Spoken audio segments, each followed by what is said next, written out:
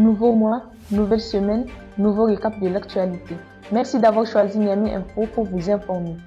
À la une cette semaine au Niger, le Fonds patriotique pour la souveraineté a commémoré le mardi 2 septembre 2025 le deuxième anniversaire de la grande marche populaire suivie d'un sit-in à la place Tarhanakal de Niamey.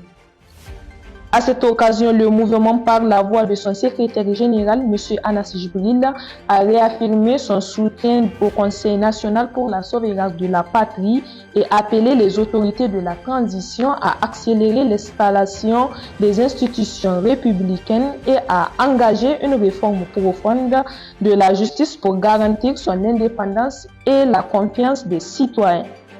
Il insiste également sur l'importance d'adopter des textes juridiques solides, de lutter contre les institutions parallèles et d'impliquer davantage les populations dans la sécurisation du territoire, afin d'assurer la souveraineté nationale et le fonctionnement transparent des organes d'État.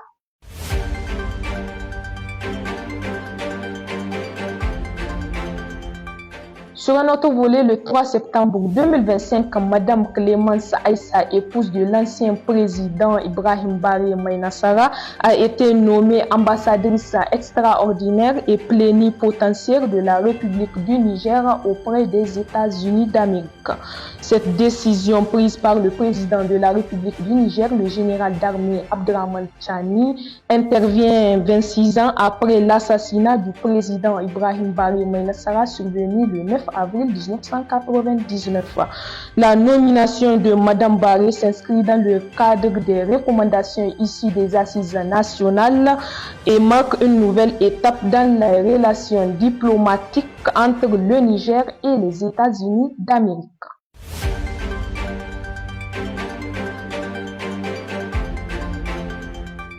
Toujours au Niger, la Chambre des métiers et de l'artisanat a tenu le 2 septembre 2025 son assemblée générale élective. Cette rencontre présidée par la ministre du Tourisme et de l'Artisanat Agrishata Guichen, en présence des acteurs du secteur et des partenaires techniques et financiers, marque la fin des 2 ans de gestion provisoire. À l'issue des travaux, M. Sahabi Yaji a été élu président de la Chambre. Il sera secondé par 2 vice-présidents et une équipe complète de trésoriers pour un mandat de 4 ans. Créée en 2012 pour moderniser et valoriser l'artisanat nigérien, la Chambre joue un rôle central dans la formation, la protection des créations et le développement économique du secteur qui couvre 8 grandes branches et près de 291 spécialités.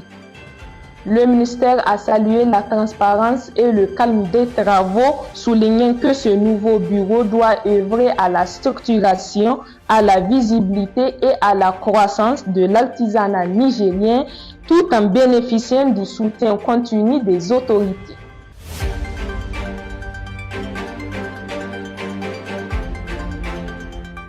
Cap à présent au Bénin, le ministre d'État chargé de l'économie et de finances, Romuald Wadani, a été officiellement désigné candidat de la majorité à l'élection présidentielle du 16 mars 2026 au Bénin, succédant à Patrice Talon. Âgé de 49 ans et originaire de Lokossa, Wadani s'est imposé comme un proche collaborateur du président sortant, bénéficiant du retrait d'Olivier Boko et de son renoncement à briguer la présidence de la Banque africaine de développement. Diplômé de Harvard Business School et fort d'une carrière dans le cabinet de Deloitte avant son entrée en politique en 2016, il est reconnu pour son expertise en finance internationale et sa gestion efficace du ministère des Finances qui a consolidé la stabilité macroéconomique et renforcé la réputation du Bénin auprès des investisseurs.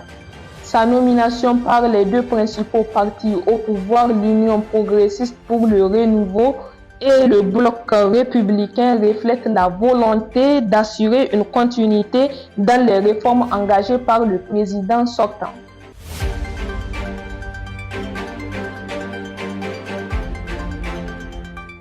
Enfin, dans notre rubrique culture, l'encens, appelé Gigi en Hausa ou encore Dougoubi en Zarma, reste un produit incontournable dans notre vie quotidienne.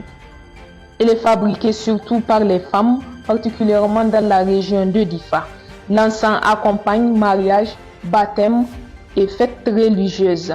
Il est aussi utilisé pour purifier l'air, éloigner les énergies négatives ou tout simplement parfumer la maison.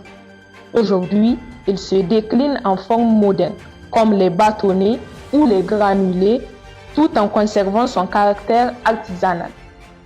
Au-delà du parfum, l'encens représente un symbole culturel et une source de revenus pour de nombreuses familles.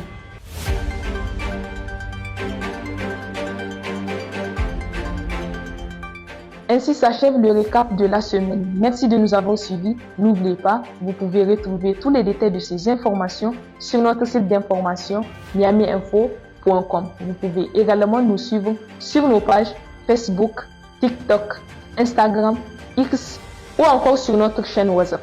D'ici là, portez-vous bien et à la semaine prochaine pour un nouveau récap.